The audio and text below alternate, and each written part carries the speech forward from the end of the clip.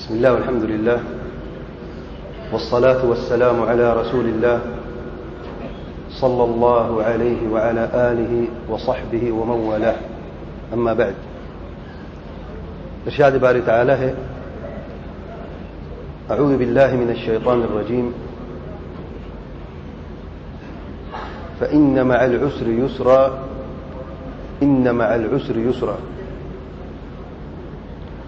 اور نبی رحمت صلی اللہ علیہ وآلہ وسلم نے فرمایا اشد الناس بلاء الانبیاء ثم الامثل فالامثل يبتلى الرجل على حسب دينه فإن كان في دينه صلبا اشتد بلاؤه وإن كان في دينه رقا ابتلي على قدر دينه فما يبرح البلاء بالعبد حتى يتركه يمشي على الأرض وما عليه خطيئة. آج کے خطبے کا موضوع ہے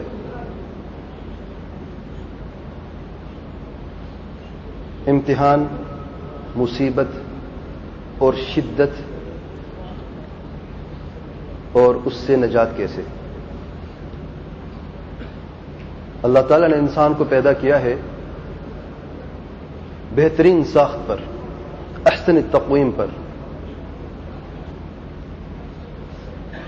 اور انسان کی بہتری کا معیار اس کی شکل و صورت میں نہیں بنائی، اس کی اس بہترین ساخت میں نہیں بنائی، کیونکہ انسان کا اپنی تخلیق میں کوئی بھی ہاتھ نہیں ہے، اپنی شکل و صورت میں کوئی بھی ہاتھ نہیں ہے. بعض لوگ شکل سے خوبصورت ہیں، بعض لوگوں کی آواز خوبصورت ہے اور اچھی ہے، بعض لوگوں کا قد اچھا ہے، بعض لوگوں کی آنکھیں خوبصورت ہیں، بعض لوگ اچھی طریقے سے بات کر سکتے ہیں، بعض لوگوں کی صحت اچھی ہے، جسامت اچھی ہے. تو یہ جو چیزیں ہیں، آنکھوں کا رنگ، بدن کا رنگ، آنکھوں کی شکل و بناوٹ، بیان کرنے کا انداز، بولنے کا طریقہ، شکل و صورت، یہ وہ بہترین ساخت ہے جس پر اللہ تعالیٰ نے انسان کو بنایا ہے. اسی طریقے سے انسان کا اندرونی نظام جو ہے، جس پر انسان کی زندگی قائم ہے، وہ بھی سارے کے سارے اللہ تعالیٰ کی آیات اور معجزات ہیں. دل دھڑکتا ہے، کیسے دھڑکتا ہے، انسان سانس کیسے لیتا ہے، انسان سوچتا کیسے ہے، حرکت کیسے کرتا ہے، چلتا کیسے ہے، پھرتا کیسے ہے، بیٹھتا کیسے ہے، لیٹتا کیسے، سوتا کیسے ہے، جاگتا کیسے ہے، یہ ساری کی ساری چیزیں احسن تقویم میں شامل ہیں. لیکن یہ بہتر کا معیار ہرگز نہیں ہے. بہتر کا معیار کچھ اور ہے اللہ تعالیٰ کے نزدیک، اور وہ ہے انسان کا تقوی، اللہ تعالیٰ کا ڈر. جو انسان اللہ تعالیٰ سے ڈرتا ہے، اور جتنا وہ ڈرتا ہے اتنا وہ اللہ تعالیٰ کے ہاں، اللہ تعالیٰ کے نزدیک زیادہ بہترین اور اچھا انسان ہے. تو بہتری کا معیار جو ہے اللہ تعالیٰ کا ڈر اور تقوی ہے. ان اکرمکم عند اللہ اتقاکم. تم میں سے سب سے بہترین شرف والا انسان، قدر احترام والا انسان وہ ہے جو اللہ تعالیٰ سے زیادہ ڈرتا ہے. اتقاکم، اگر دو ڈرنے والے ہیں، دونوں میں سے اچھا وہ ہے جو زیادہ ڈرتا ہے اللہ تعالیٰ سے. لیکن یہ انسان جو ہے اپنے رب سے دور ہے. نافرمانیاں، بدکاریاں اس انسان کی پہچان بن چکی ہیں، الا من رحم اللہ سبحانہ وتعالی. تو اللہ تعالیٰ نے ان نافرمانیوں کو اور ان گناہوں کو صاف کرنے کے لیے، پاک کرنے کے لیے ایک نظام قائم کر رکھا ہے اس انسان کی بہتری کے لیے. اور اس انسان کے اعمالوں کا جو اثر ہے وہ پوری کائنات میں ہوتا ہے.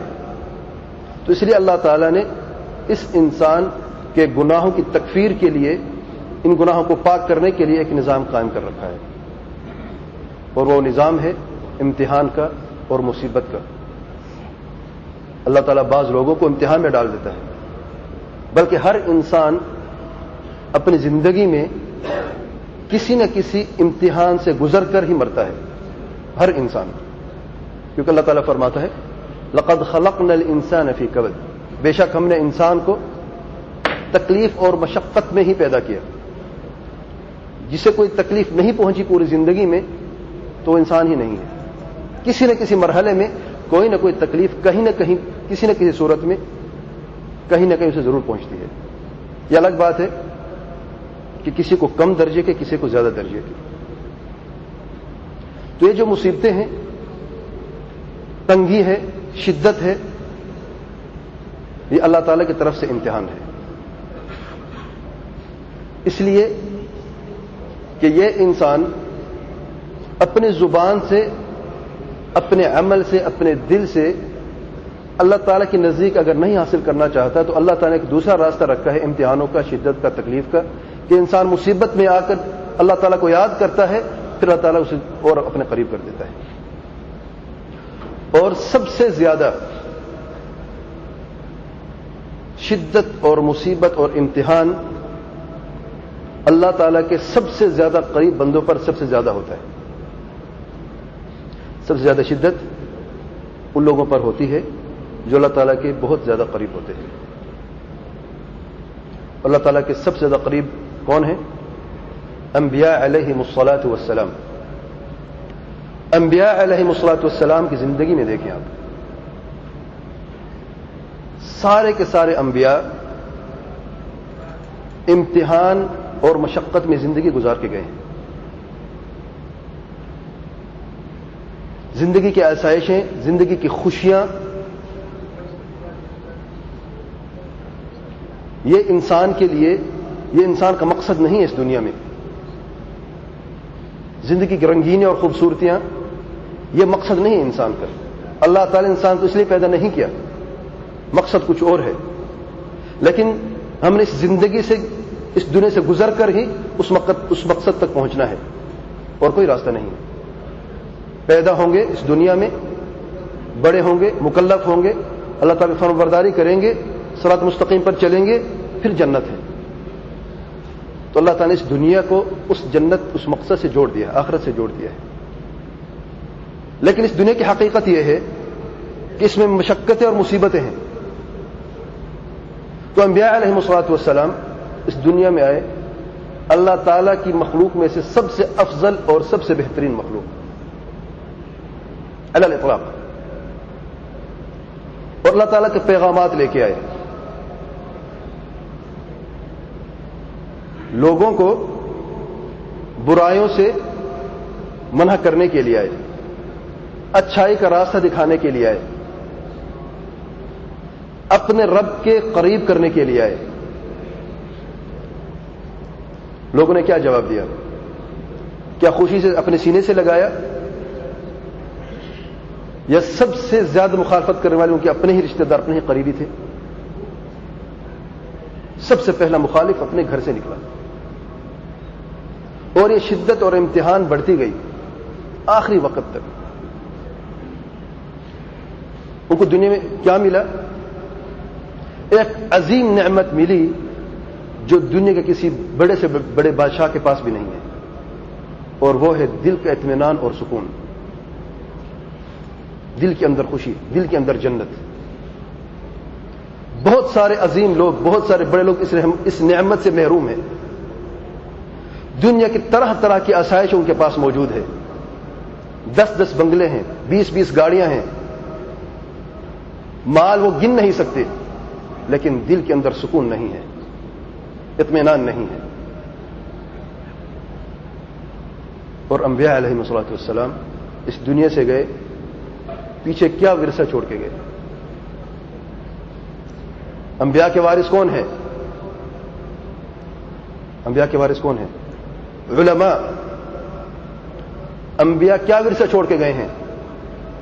علم. علم سب سے بڑا ورثہ ہے جو انبیاء چھوڑ کے گئے ہیں. کوئی درہم، کوئی دینار پیچھے نہیں چھوڑ کے گئے. نبی رحمت صلی اللہ علیہ وسلم اس دنیا سے چلے گئے، ان کے گھر میں کھجور کا دانہ نہیں تھا، بلکہ ایک یہودی کے مقروض تھے اس دنیا میں. 3 درہم کے مقروض تھے نبی رحمت صلی اللہ علیہ وسلم. لیکن امام الانبیاء والمرسلین ہے قیامت کے دن صلی اللہ علیہ وآلہ وسلم. تو آئیے دیکھتے ہیں انبیاء علیہ الصلوۃ والسلام. بعض انبیاء کے بعض مختصر سے میں قصے بیان کرتا ہوں. اس ابتلا اور مصیبت میں انہوں نے کس طریقے سے صبر کیا اور اللہ تعالی کی طرف سے ان کے درجے کیسے بلند ہوئے. ابراہیم علیہ الصلوۃ والسلام کو لے لیں. ابراہیم علیہ الصلوۃ والسلام زندگی ساری صرف ایک ہی چیز جانتے تھے کہ اللہ تعالی راضی کیسے ہوگا. اور قرآن مجید میں واحد نبی ہیں جن کے متعلق اللہ تعالیٰ فرماتے ہیں وہ ابراہیم الذی وفا. ابراہیم نے وفا کی. جس طریقے کا امتحان ہم نے ابراہیم علیہ السلام سے لیا ابراہیم علیہ السلام کامیاب ہوئے. جتنا کٹھن امتحان تھا ابراہیم نے وفا کی. کون سے امتحان تھے؟ سب سے پہلا امتحان 16 سال کی عمر میں، جسے ہم ٹین ایج کہتے ہیں، لڑکپن کی عمر ہے. اس عمر میں عام طور پہ اپنے بچوں کو دیکھ لیں ہم لوگ کیسے زندگی گزرتی ہے ان کی. اور پورے کے پورے قبیلے میں، صرف گھرانے میں نہیں، ایک بھی مومن موحد نہیں تھا. یہ ایک جوان اس عمر میں لا الہ الا اللہ کا نعرہ لگاتے ہیں. سب سے پہلا مخالف کوئی اور نہیں، اپنا والد. اور مخالفت کی انتہا، اتنی بڑی مخالفت کہ اپنے بیٹے کو ہی قتل کرنے کے لیے تیار ہو گئے. اور قتل کرنے کا سب سے مشکل انداز اپنایا. ایک تو گلا کاٹ کر ذبح کر کے کسی کو قتل کر دینا یہ آسان طریقہ ہے، لیکن زندہ کسی کو جلانا اس سے بڑھ کر کوئی عذاب دہ طریقہ نہیں ہے قتل کرنے کا. اور آگ عام آگ نہیں کہ کپڑوں کو آگ لگا دے اور مر جائے. جنگل میں آگ لگا دی. ایسی آگ جو پورا 1 مہینہ سلگتی رہی. اگر پرندہ بھی اوپر سے گزر جائے تو وہ بھی آگ کے سیک سے گر کے مر جائے. خود قریب نہیں جا سکتے تھے، منجنیق میں بٹھا کر ابراہیم علیہ السلام کو اس آگ کی طرف پھینک دیا. اس مصیبت کے وقت میں بھی کسی کی مدد نہیں دی، کسی سے مدد نہیں لی، کسی کو نہیں پکارا سوائے اللہ تعالیٰ کے. فرماتے ہیں حسبنا اللہ ونعم الوکیل. اس سے بڑی مصیبت کوئی ہوگی کہ موت آپ کے سامنے ہے، کوئی بچنے کا راستہ نہیں ہے. اس وقت بھی وہ اللہ تعالیٰ کے سوا کسی کو نہیں پکارتے. حسبنا اللہ ونعم الوکیل. ونعم الوکیل کی لام پر جب رکے اللہ تعالیٰ نے حکم دیا آپ کو قلنا یا نار کونی بردا وسلاما علی ابراہیم. یہ آگ تو ٹھنڈی ہو جا سلامتی کے ساتھ ابراہیم علیہ الصلوۃ والسلام کے لیے، میرے اس عظیم بندے کے لیے. آگ تو جلانا جانتی ہے. آگ میں ٹھنڈک اور سلامتی کب سے آنا شروع ہوئی؟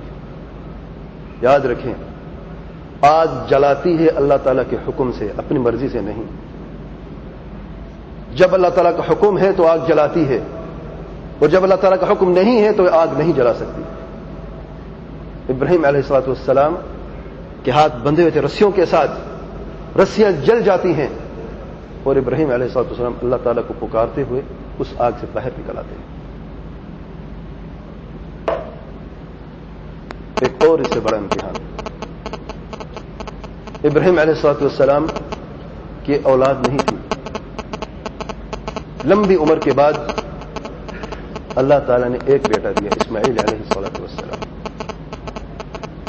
پھر چھوٹا بچہ اور حاجر علیہ السلام ان کی بیوی. اللہ کا حکم تھا کہ مکہ کی صحرا میں چھوڑ کے آؤ.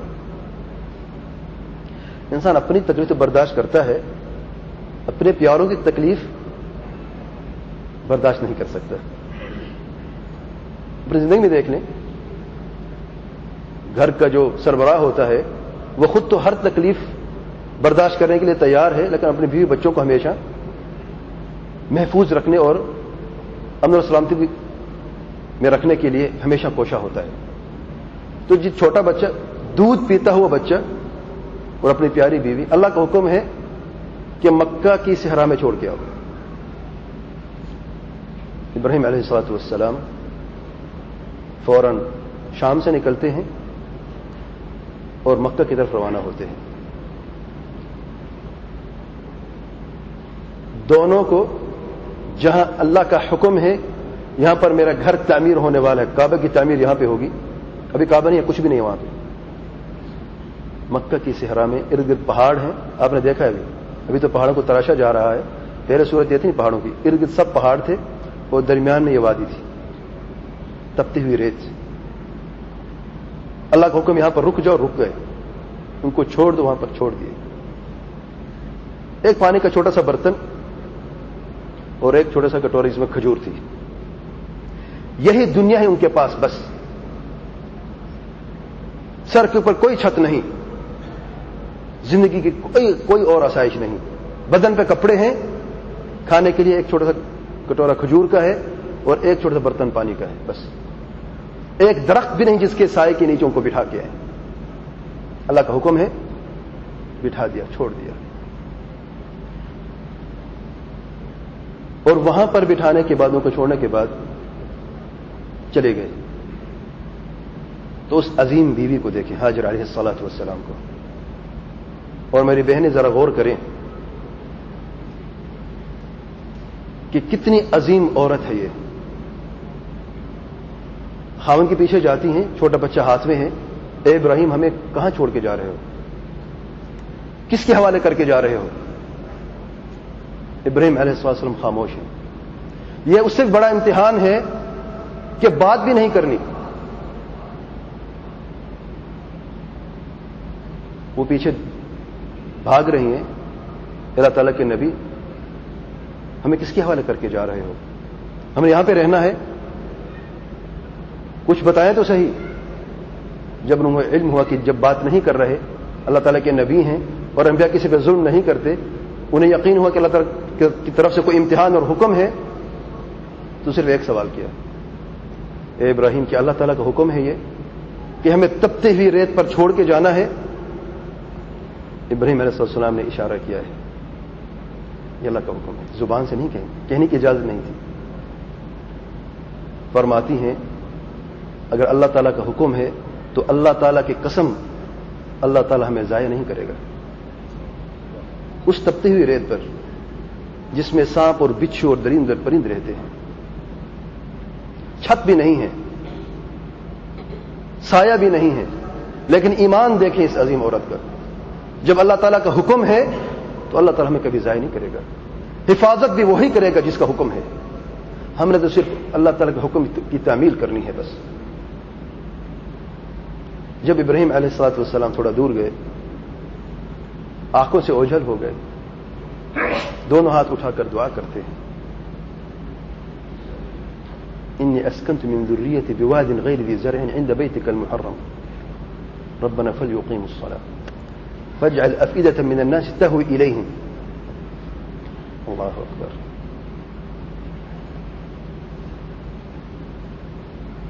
جب آنکھوں سے دور ہو گئے، اوجھل ہو گئے، اب بات بھی نہیں کر سکتے، آواز بھی نہیں پہنچ سکتی، اب رجوع اللہ تعالی کی طرف کیا، اے اللہ میں نے اپنی ذریت، اپنی بیوی بچے یہاں پہ چھوڑ کے جا رہا ہوں، عند بیتک المحرم، تیرا گھر ہے یہاں پہ، تیرا حکم ہے، یہیں چھوڑ کے جا رہا ہوں، ربنا فلیقیموا الصلاة، اے اللہ ان کو توفیق دے کہ نماز کے قیام کرتے رہیں۔ دعا کیا کر رہے ہیں؟ ان کو پانی کی کمی پڑے گی، پانی ملنا چاہیے، کھانا کی کمی ملے گی، کھانا ملنا چاہیے، فلیقیموا الصلاة وارزقهم من الثمرات، رزق کی بات میں ہے، جب نماز کا قیام کریں، تیرا ذکر کرتے رہیں، تب رزق بھی عطا فرمانا، اگر تیرا ذکر نہیں تو دنیا کو کوئی فائدہ نہیں۔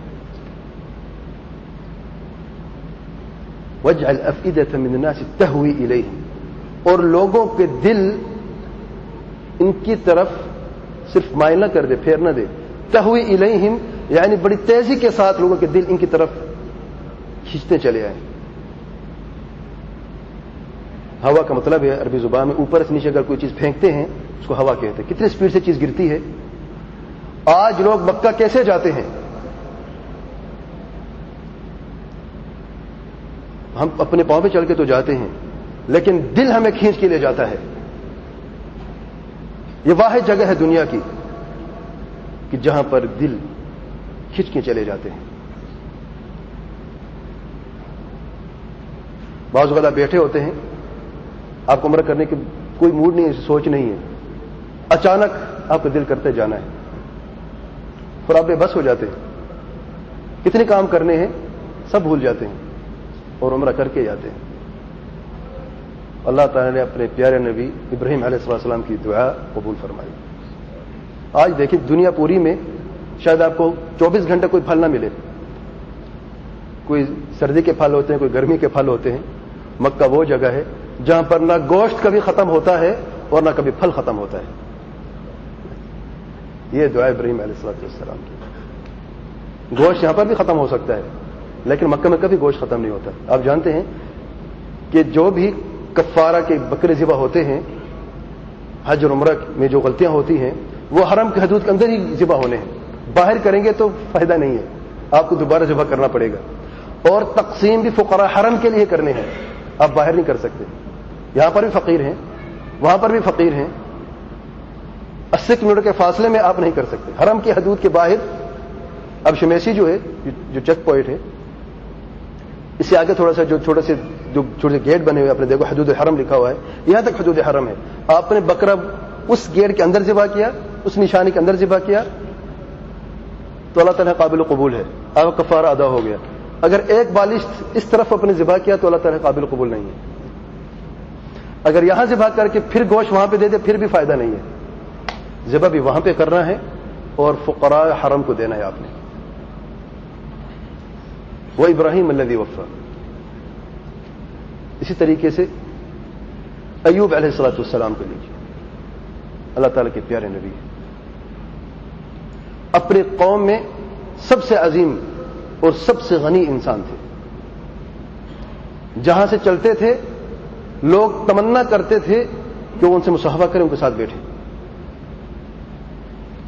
بولنے کا انداز، شکل و صورت کی خوبصورتی، اللہ تعالیٰ کی نعمتوں کا اظہار، ان کا گھر، ان کی بچے، ان کا گھرانہ پوری قوم میں، پوری بستی میں سب سے افضل اور سب سے عظیم گھرانہ تھا.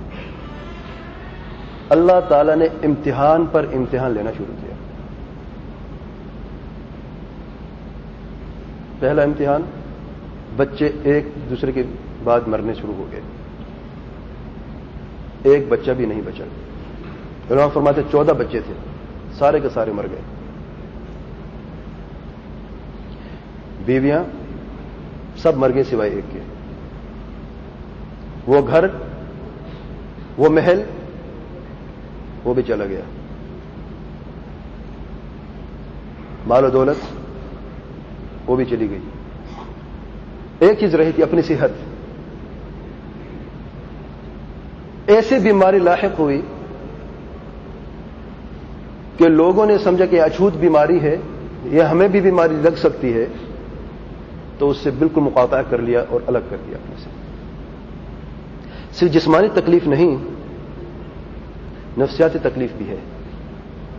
انسان بیماری تو برداشت کر سکتا ہے لیکن معاشرہ اسے چھوڑ دے اور کاٹ دے، اس کی بات، اس سے ہاتھ ملانا دور کی بات، اس کی بات سننا بھی گوارا نہ کرے. یہ بڑی اذیت کی بات ہے. ابھی چند سال پہلے جہاں سے گزرتے تھے لوگوں کا ہجوم ہوتا تھا اور ابھی وہ باہر نہیں نکل سکتے. صبر کیا. بیوی، پھر دیکھیں عظیم عورت کا کردار دیکھیں، صبر کے انتہا دیکھیں. آج ہمارا بھی گھرانہ ہے، ہماری بھی بیویاں ہیں، کیا واقعی صبر کرتی ہیں؟ کیا اگر تھوڑی تنگی ہو جائے تو اس کو برداشت کرنے کے لیے تیار ہیں؟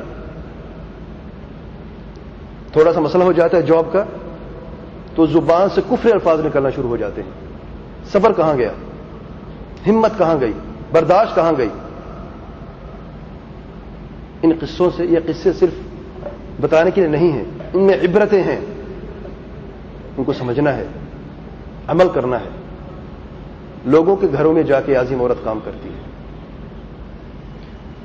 کھانے کے لیے کچھ بھی نہیں، برتن بھی بک گئے گھر کے، گھروں میں کام کرتی ہے. آخر جس گھر میں کام کرتی تھی ایک ایک نے کر کے نکال دیا، اس ڈر سے کہ آپ کو بیماری لگے گی اور وہ بیماری ہمارے بچوں میں منتقل ہو جائے گی. روتی ہوئی گھر میں آئی اور کہا اپنے خاوند کو، آپ تو اللہ تعالیٰ کے نبی ہیں، اللہ تعالیٰ سے دعا کریں کہ اللہ تعالیٰ تمہیں شفا دے اور ہماری حالت کو بدل دے.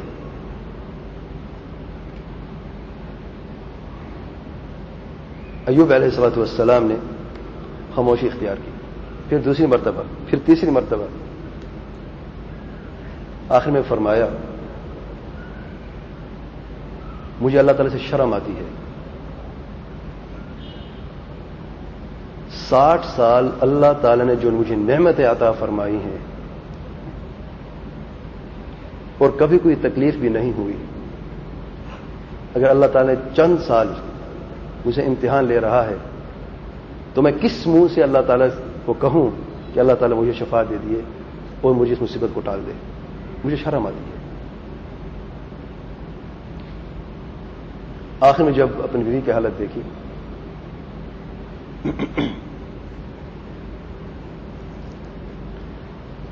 تو دعا کی، لیکن کس انداز میں؟ کوئی جانتا ہے کون سی دعا ہے؟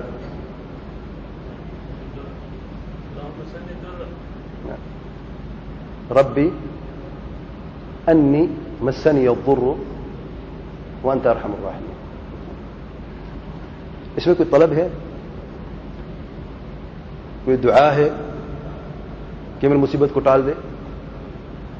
آپ جانتے ہیں کہ مصیبت کتنا ہے، کچھ بھی نہیں رہا، صحت نے بھی ساتھ دینا چھوڑ دیا. دعا میں کیا فرماتے؟ ربی، اے میرے رب، اے میرے پروردگار، اے میرے خالق، میرے مالک، میری تدبیر کرنے والے، میرے حالات بدلنے والے. بے شک انی، بے شک مجھے، مسنیت چھوا ہے، الضر تکلیف اور مشقت اور مصیبت. مصیبت نے صرف چھوا ہے، اتنی تکلیفوں کے باوجود بھی مصیبت نے چھوا ہے، اور تو ہی بہترین رحم کرنے والا ہے. یہ دعا ہے.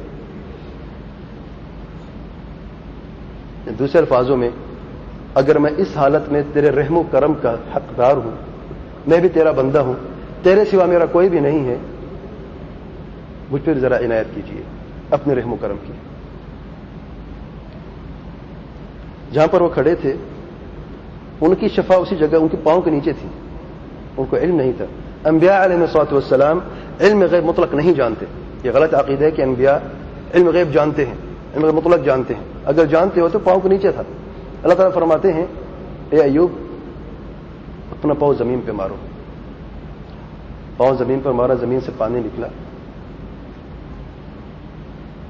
اس پانی کو پیو اور اسے غسل کرو.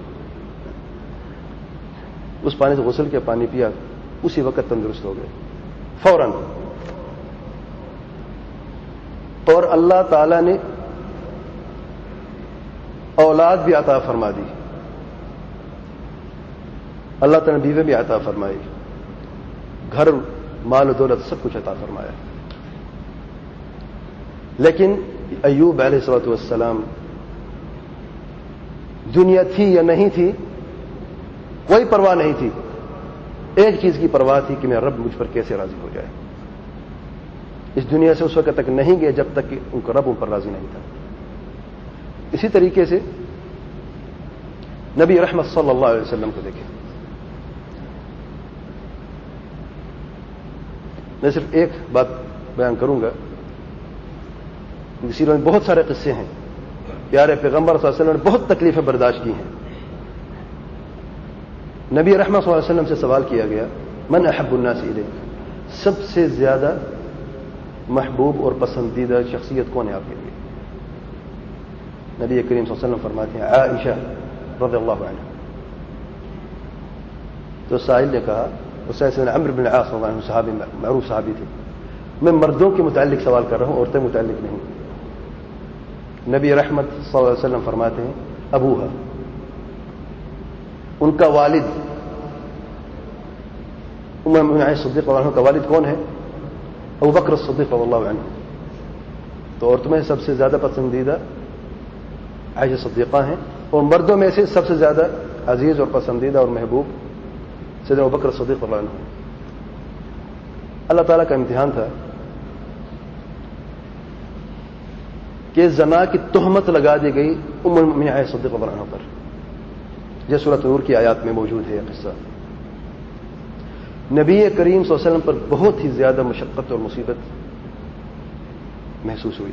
یعنی آپ صلی اللہ علیہ وسلم زندگی میں طائف کا سفر بھی مشقت ہے, جنگ احد کا وقت بھی مشقت ہے, اور یہ جو وقت ہے یہ بھی شدید تکلیف دہ وقت تھا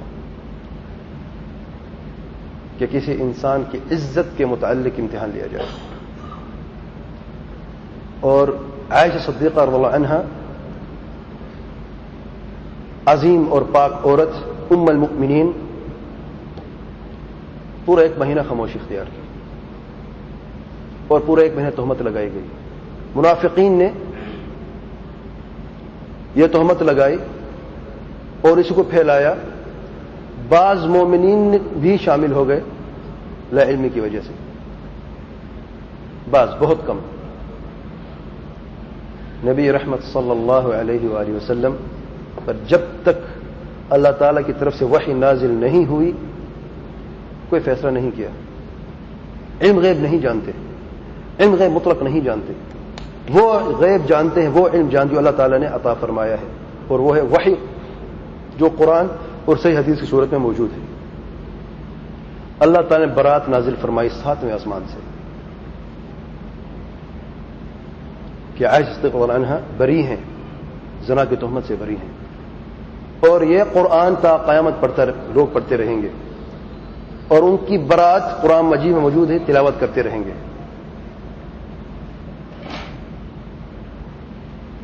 تو انبیاء علیہ الصلوۃ والسلام پر مختلف قسم کی تکلیفیں اور مصیبتیں دنیا میں نازل ہوتی رہیں. ثابت قدمی کی انتہا, صبر کی انتہا, بردباری کی انتہا, اللہ تعالیٰ کی طرف رجوع, دعا, پکار, توکل کی انتہا. انبیاء علیہ السلام کے بعد انبیاء علیہ السلام کے جانشین صحابہ, ان کے صحابہ کرام رضی اللہ عنہم اجمعین, جو نبی کریم صلی اللہ علیہ وسلم کے دوست اور صحابی تھے, دنیا میں اور آخرت میں بھی آپ وسلم کے ساتھ جنت میں ہوں گے. ہمارا ایمان ہے یہ. جب انہوں نے کلمہ پڑھا, اسلام قبول کیا, اس دن سے مصیبتیں شروع ہوں گی ان کے اوپر. تعجب کی بات ہے, جو ہی کلمہ پڑھا اس وقت, اسی دن, اسی لمحے سے مصیبت ان پر شروع ہو گئی. اور سب سے پہلے ان کو گھر والے, ان کے رشتہ دار ان کے سب سے بڑے مخالف تھے. گھر سے نکال دیا گیا, ان سے تعلق ختم کر دیا گیا. جہاں سے گزرتے تھے ان کو اشارہ کر کے کہتے تھے ھذا صابئ, یہ صابئ ہے, یہ اپنے باپ دادا کے دین کو چھوڑنے والا انسان ہے. اور ان کے نزدیک اس زمانے میں جو اپنے باپ دادا کے دین کو چھوڑتا تھا وہ سب سے بدترین انسان تھا. اگرچہ ان کے باپ دادا کا دین کیا تھا؟ شرک, بدعات اور خرافات تھی. کعبے کے ارد گرد 360 بت تھے جن کو پکارا جاتا تھا اللہ تعالیٰ کے سوا. یہ ان کے باپ دادا کا دین تھا. لات اے عزا میری مدد فرما, یہ ان کا شیوا تھا, یہ ان کی نشانی تھی. جس نے اس راستے کو چھوڑا ہے وہ صابئ ہے, وہ بدترین انسان ہے. یہ ان کا ترازو ہے, اور کسی نہ کسی صورت میں یہ ترازو آج بھی موجود ہے. اللہ تعالیٰ ہم سب پر رحم فرمائے اور اس امت کو جمع کرے قرآن اور سنت پر اور سلف صالحین کے روشن منہج پر. تو صحابہ کرام رضی اللہ عنہم کہ جو مشکل ترین امتحان تھا، ایک تو ابو طالب کے شعب میں مکہ میں 3 سال جو ان کو گھراؤ کر لیا گیا کہ نہ تو ان سے بات کرنی ہے، نہ ان سے شادی بیاہ کرنی ہے، نہ ان کے لیے تجارت کوئی مال کوئی پہنچائے گا، کوئی خرید و فروخت نہیں، مکمل طریقے سے بائیکاٹ کر دیا، پانی بھی کوئی نہیں پہنچائے گا وہاں پہ، ظلم کی انتہا۔ اور وہاں پر اس مشکل وقت میں صحابہ کرام نے مردار جانور کی جلد جو ہے نا، جلد، اس کو بھی پکا کے کھا لیا، کچھ نہیں تھا، زندگی بسر کرنے کے لیے جانور کی جلد اس کو بھی پکا کر کھا لیا۔ 3 سال کے بعد یہ معاہدہ ختم ہوتا ہے، پھر ان کو نجات ہوتی ہے، لیکن ان 3 سالوں میں ایک صحابی کا قدم بھی ڈگمگایا نہیں۔ اس سے بڑی مشقت، امتحان، ہجرت۔ اللہ تعالیٰ کا حکم ہے کہ اب اپنا گھر چھوڑو، اپنے بیوی بچے چھوڑو، اپنا کاروبار چھوڑو، مال و دولت چھوڑو، اپنا محبوب شہر چھوڑو۔ مکہ سے کوئی بہتر شہر ہے پوری دنیا میں؟ اس سے کوئی بہتر پاک زمین ہے پوری دنیا میں؟ اللہ تعالیٰ کا حکم ہے کہ زمین کو چھوڑ دو۔ جہاں پر دین اور زمین کا ٹکراؤ پیدا ہو جاتا ہے، پھر دین کو مقدم کر دیا جاتا ہے اور زمین کو چھوڑ دیا جاتا ہے۔ اللہ تعالیٰ رحم کرے، آج کل کچھ الٹ ہی ہو رہا ہے، الا من رحم اللہ سبحانہ و تعالی۔ صحابہ کرام نے ہجرت کی، اپنا سب کچھ قربان کر دیا اللہ تعالیٰ کے حکم پر۔ مدینہ میں گئے، انصار رضی اللہ عنہم جو صحابی تھے، اب ان پر امتحان ہے۔ اب یہ تو اپنا سب کچھ قربان کر کے چھوڑ کے آئے ہیں، اب تمہارا امتحان، تم نے کیا کرنا ہے؟ مواخا، بھائی چارگی۔ نبی رحمت صلی اللہ علیہ وسلم نے ان کو بھائی بھائی بنایا، ایک انصاری ایک مہاجر کو اپنا بھائی بنا لیا، اپنے گھر میں لے گئے۔ میں ایک قصہ بیان کرتا ہوں۔ سیدنا سعد بن عبادہ رضی اللہ عنہ کے بھائی سیدنا عبد الرحمن بن عوف رضی اللہ عنہ بنے۔ سیدنا سعد بن عبادہ انصاری صحابی ہیں، سیدنا عبد الرحمن بن عوف جو ہیں وہ مہاجر صحابی ہیں۔ مہاجر ہجرت کرنے والا، انصار نصرت کرنے والا، ان کی مدد کرنے والا۔ اپنے گھر میں لے گئے اور کہا، اے عبد الرحمن، یہ میرا گھر ہے، یہ درمیان میں لکیر کھینچ رہا ہوں میں، آدھا تمہارا ہے آدھا میرا ہے۔ میری 2 بیویاں ہیں، جو دونوں سے تمہیں پسند ہے میں طلاق دے دیتا ہوں، عدت کے بعد شادی کرنا تمہاری بیوی ہے۔ یہ میرا مال ہے، آدھا تمہارا ہے آدھا میرا ہے۔ انہوں نے وہاں پہ قربان سب کچھ کر کے، سیدنا عبد الرحمن بن عوف مشہور تاجر تھے مکہ کے، سب کچھ قربان کیا۔ صبر کے بدلے اللہ تعالیٰ نے کیا عطا فرمایا؟ ایسا عظیم دوست جو سب کچھ قربان کرنے کے لیے تیار ہے۔ آج کل ایسے دوست ملتے ہیں کہیں؟ انسان اپنے مال و دولت قربان کرنا چاہتا ہے، کوئی ایسا دوست ملے جو اس کے لیے اپنی دنیا قربان کرنا چاہتا ہو۔ سیدنا عبد الرحمن بن عوف کی عظمت دیکھیں، ایک تو یہ عظیم صحابی تھے، ان کی عظمت دیکھیں۔ اللہ تعالیٰ تمہارے لیے تمہارے مال دولت اور بیوی بچوں میں برکت ڈالے، مجھے بازار کا راستہ دکھاؤ، بازار کہاں ہے، کس طرف ہے۔ تاجر تجارت کرنا جانتا ہے، اور بہترین اور کامیاب تاجر وہ ہے جو اللہ تعالیٰ پر حق کا توکل ہی توکل کرنا جانتا ہے۔ بازار کی طرف گئے، وہاں پر صرف رہنے کے لیے آتے تھے، بس ان کی مال و دولت میں سے اور کچھ نہیں لیا، نہ مال دولت لی، نہ بیوی سے شادی، کچھ بھی نہیں کیا۔ ان کے لیے دعائیں برکت کی دعا ضرور فرمائی۔ اسے عبد الرحمن بن عوف نے جب وفات پائی، آپ جانتے کہ پراپرٹی کتنا تھی؟ کوئی جانتا ہے؟ ورثے میں پیچھے چھوڑ کے گئے، اتنا سونا چھوڑ کے گئے کہ آریوں سے سونے کو کاٹا جاتا تھا، آری سے سونے کو کاٹ کر کے ان کی ورثہ کو سونا دیا۔ اللہ تعالیٰ نے وہ دولت عطا فرمائی۔ اور اس سے بڑھ کر کیا عطا فرمایا؟ سید عبد الرحمن بن عوف ان 10 صحابیوں میں سے ہیں جن کو جنت کی خوشخبری ان کی زندگی میں عطا کی گئی. عبد الرحمن بن عوف فی الجنہ. اگر ہمیں کوئی خوشخبری ملے اس دنیا میں، دنیا کا بادشاہ کہہ دے کہ بھائی اس شخص کو دنیا کی ساری آسائش مل جائے، ہم میں سے کوئی ایسا شخص جو محنت کرے گا، بلکہ سستی زیادہ ہو جائے گی کہ نہیں؟ یہ سب کچھ تو مل گیا ہے. لیکن صحابہ کرام ان علماء کو دیکھیں، جنت کی بشارت زندگی میں مل گئی، لیکن اس کے باوجود بھی سب کچھ قربان کر دیا.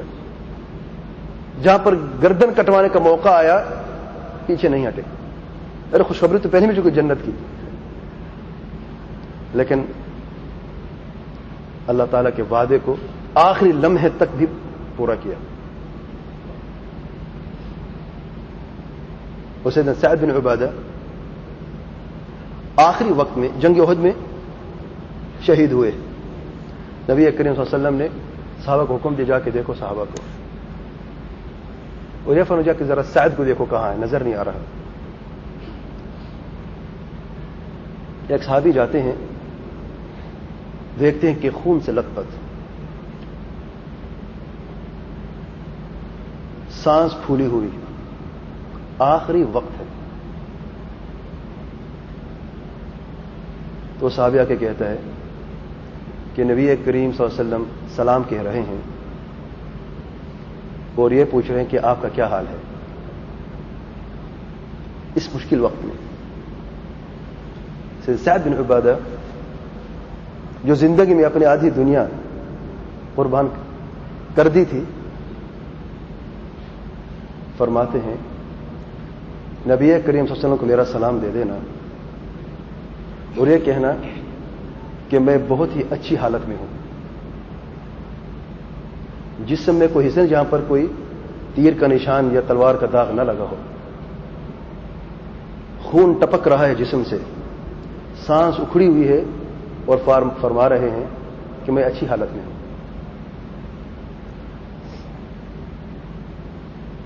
اور میں تم لوگوں کو یہ وصیت کرتا ہوں. دیکھیں آخر وقت میں وصیت دیکھیں ذرا عظیم صحابی کی. مرنے والا کیا وصیت کرتا ہے؟ میرے بیوی ہیں، میرے بچے ہیں، ان کا دھیان رکھنا، میں نے فلاں کا قرض دینا ہے یا لینا ہے اس کا دھیان رکھنا، میرا فلاں بیٹا بیمار اس کا زیادہ خیال رکھنا، میرے والدین ہیں ان کا ذرا خیال رکھنا. ہم گر چکے ہیں، ہتھکے لگ چکے ہیں دنیا کی ہمارے ہاتھوں اور پاؤں میں. نصیحت میں کیا فرماتے ہیں؟ فرماتے ہیں یاد رکھنا اللہ کی قسم، جب تک تمہاری سانس چل رہی ہے، اگر کوئی بھی دشمن کافر نبی کریم صلی اللہ علیہ وسلم کو ہاتھ بھی لگاتا ہے اور تمہاری سانس چل رہی ہے تمہاری زندگی میں، تو اللہ کی قسم تمہارے پاس اللہ تعالیٰ کا کوئی عذر بھی نہیں ہے. اپنے رب کو منہ دکھانے کے قابل نہیں رہو گے تم لوگ. یعنی نبی رحمت صلی اللہ علیہ وسلم کی حفاظت کے لیے اپنی گردن بھی کٹوا دینا، ورنہ اللہ تعالیٰ کے ہاں مر تو سب نے جانا ہے، اللہ تعالیٰ کے ہاں تم ذمہ دار ہو اور بخشش اور نجات کا کوئی دوسرا راستہ نہیں ہے. اور دم توڑ دیتے ہیں. زندگی ساری نبی کریم صلی اللہ علیہ وسلم کے قدموں میں گزاری ہے، اور آخری وقت میں بھی نبی کریم صلی اللہ علیہ وسلم کا دفاع کر کے ہی اس دنیا سے چلے گئے. جو خود کر سکتے تھے اس کو بہترین طریقے سے کیا. اب دنیا سے جا رہے ہیں، اب حفاظت کیسے کریں گے پیارے پیغمبر صلی اللہ علیہ وسلم کی؟ صحابی کو نصیحت اور وصیت کر کے جاتے ہیں. میرا یہ پیغام سب صحابہ تک پہنچا دینا. یہ تھے سعد بن عبادہ رضی اللہ عنہ، وہ تھے عبد الرحمن بن عوف رضی اللہ عنہم ان صحابہ اجمعین. تو یاد رکھیں مصیبتیں اس دنیا کا حصہ ہیں، تکلیفیں دنیا کا حصہ ہیں. نجات کیسے مصیبتوں سے؟ کیسے نجات ہے؟ ان الحسنات یذهبن السیئات. مصیبتیں کیوں آئی تھی؟ شروع میں نے بتایا تھا حکمت کیا ہے. گناہوں کو پاک کرنا، اور اگر گناہ پاک ہو گئے تو بلندی درجات جنت میں، اور دل میں، دنیا میں دل کا سکون اور اطمینان، اور دل کا سکون اور اطمینان سب سے بڑی نعمت ہے۔ کیسے حاصل ہو؟ نجات کا ذریعہ کیا ہے مصیبتوں سے؟ اعمال صالحہ۔ اللہ تعالیٰ کا امتحان اسی لیے ہے نا، اعمال صالحہ۔ اعمال صالحہ میں زبان کا عمل ہے، دل کا عمل ہے، بدن کا عمل ہے۔ زبان سے کثرت استغفار، اللہ تعالیٰ سے دعا، اور دعا الکرب جانتے ہیں، مصیبت میں اور کرب اور تنگی کی دعا۔ کسی کو کوئی تنگی محسوس ہو تو اس کی دعائیں موجود ہیں۔ ہم تنگ ہوتے ہیں، دوڑتے ہیں، لوگوں کے دروازے کھٹکھٹاتے ہیں، جو یا تو دروازہ کھولتے نہیں ہیں، اگر کھولتے ہیں تو 10 باتیں سناتے ہیں، اور وہ دروازہ بھول جاتے ہیں جو ہمیشہ کھلا ہے، جو ہمیشہ عطا کرنے کے لیے تیار ہے۔ رات کی تاریکی میں، رات کے تیسرے پہر میں اللہ تعالیٰ نازل فرماتے ہیں آسمان دنیا پہ، کما یلیق بجلالہ سبحانہ وتعالی، جیسے کہ اللہ تعالیٰ کے شان کے لائق ہے، اور اللہ تعالیٰ اعلان کرتے ہیں کوئی ہے پکارنے والا، کوئی مغفرت طلب کرنے والا، کسی کو کوئی حاجت ہے میں پوری کروں؟ یہ انسان اس کا سویا ہوتا ہے۔ ابھی تھوڑی دیر پہلے دن کو رو رہا تھا، مجھے مصیبتیں ہیں، تکلیفیں ہیں، لیکن رات کے اس عظیم حصے میں اس کا رب اس کے قریب ہے، اسے پکار رہا ہے، میرے بندے تمہیں کوئی چاہیے، کوئی تکلیف ہے تمہیں، کوئی حاجت ہے، گناہ زیادہ مغفرت کروں تمہاری، توبہ کرنا چاہتے ہو؟ تو وہ بندہ غافل ہے، لوگوں کو دروازے کھٹکھٹاتا پھرتا ہے سارا دن، اور رات کو سارا سویا پڑا ہوتا ہے۔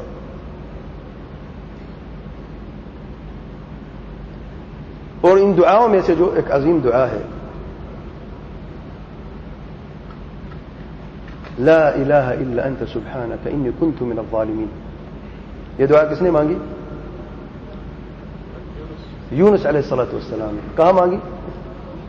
مچھلی کے پیٹ کے اندر، 3 اندھیروں میں، مچھلی کا پیٹ کا اندھیرا، سمندر کی گہرائی کا اندھیرا، اور رات کا اندھیرا، اور اللہ تعالیٰ نے اس پکار کو سنا، دعا کو سنا، اور استجابت بھی کی، اور مچھلی کی پیٹ سے نکالا بھی۔ لا الہ الا انت سبحانک انی کنت من الظالمین،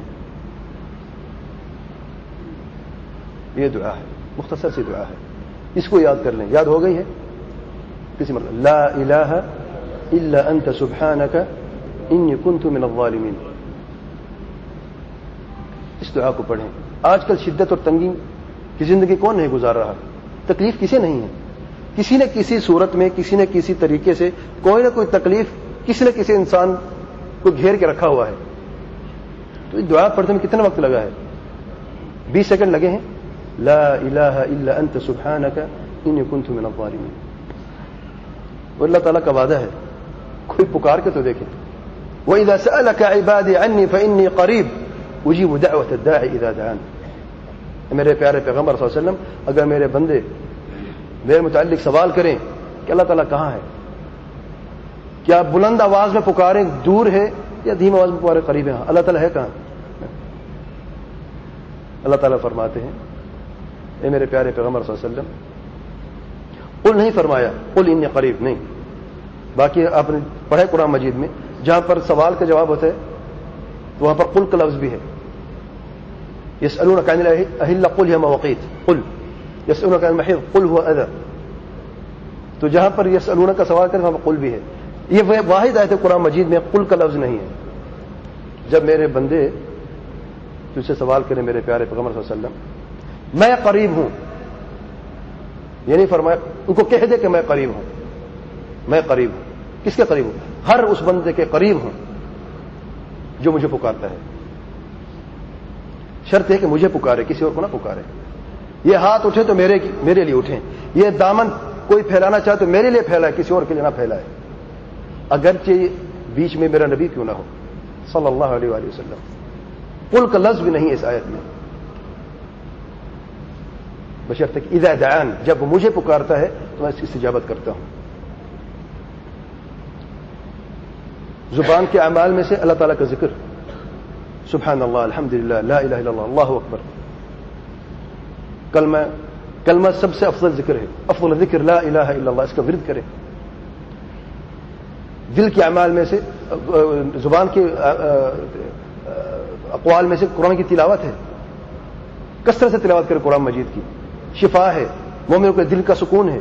الا بذکر اللہ تطمئن القلوب، اے دل کا سکون ڈھونڈنے والے کہاں جا رہے ہو؟ تمہارا سکون تو اس کلام پاک میں ہے، اس قرآن مجید کے اندر موجود ہے. لیکن مشکل یہ ہے کہ ہم پڑھتے ہیں قرآن مجید، ہمارا ٹارگٹ سورت کی انتہا ہوتی ہے، کب ختم کریں گے؟ کبھی اس طریقے سے پڑھ کے بھی دیکھیں کہ جس آیت، ایک آیت کو پڑھ کے دیکھیں، تدبر کے ساتھ بار بار پڑھیں، سمجھنے کے ساتھ پڑھیں، پھر دیکھیں اطمینان ہوتا ہے کہ نہیں. دل کے اعمال میں سے اللہ تعالیٰ کا ڈر، توکل، امید، ڈر، یہ سارے دل کے اعمال ہیں. محبت دل کے اعمال ہیں. یہ صرف اللہ تعالیٰ کا حق ہے، کسی اور کا حق نہیں ہے. اسی طریقے سے اخلاص نیت، یہ دل کا عمل ہے. بغیر اخلاص کے اللہ تعالیٰ کوئی عبادت، اللہ تعالیٰ کوئی عبادت قابل قبول نہیں. اور بدن کے اعمال، نماز ہے، روزہ ہے، حج ہے، زکوٰۃ ہے، دعا ہے، پکار ہے، والدین کی فرما برداری ہے، پڑوسیوں اپنے رشتہ داروں کا صلہ رحمی ہے، ان کا حق ہے، پڑوسوں کا حق ہے، مسلمانوں کے عام حقوق ہیں، کافروں کے بھی حقوق ہیں. یہ بدن کے اعمال ہیں. جہاد ایک عظیم عبادت ہے، وہ بدن کے اعمال ہیں. یہ سارے کے سارے اعمال ہیں. تو ان اعمال سے اللہ تک نزدیکی حاصل کریں، اور یہ مصیبتیں جو ہیں یہ تو ٹل جائیں گی. یاد رکھ، مصیبت جو ہے وہ رات کی طرح ہوتی ہے، رات آتی ہے اور صبح کی روشنی سے ختم ہو جاتی ہے. مصیبتیں آئیں گی لیکن ایمان اور توحید اور عمل صالح کی روشنی سے ٹل جائیں گی. اصل مقصد دل کا اطمینان اور سکون، اصل مقصد اللہ تعالیٰ کو راضی کرنا. کیا ہم اس دنیا میں اپنے رب کو راضی کر رہے ہیں؟ کتنے ہمارے پیارے مر گئے ہیں، ان کی زندگی کیسے گزری ہے، ہم زندگی کیسے گزار رہے ہیں، ان کے متعلق ہم نہیں جانتے. کیا وہ راضی کر کے گئے یا نہیں گئے؟ وہ تو اللہ تعالیٰ بہتر جانتا ہے. اپنے بارے میں تو ہم جانتے ہیں. کیا جس راستے پہ میں چل رہا ہوں اس پہ اللہ تعالیٰ راضی ہے؟ اگر میری موت اسی راستے پہ ہو جائے اور میں مر جاؤں، اس دنیا سے چلا جاؤں، کیا میرا رب مجھ پر راضی ہوگا قیامت کے دن؟ اللہ تعالیٰ سے دعا ہے علم نافع عمل صالح کی توفیق عطا فرمائے، قرآن اور سنت اور سلف صحیح روشن منہج پر چلنے کی توفیق عطا فرمائے. سبحان ربك رب العزة عما يصفون وسلام على المرسلين الحمد لله رب العالمين وصلى الله وسلم وبارك على نبينا محمد وعلى آله وصحبه أجمعين.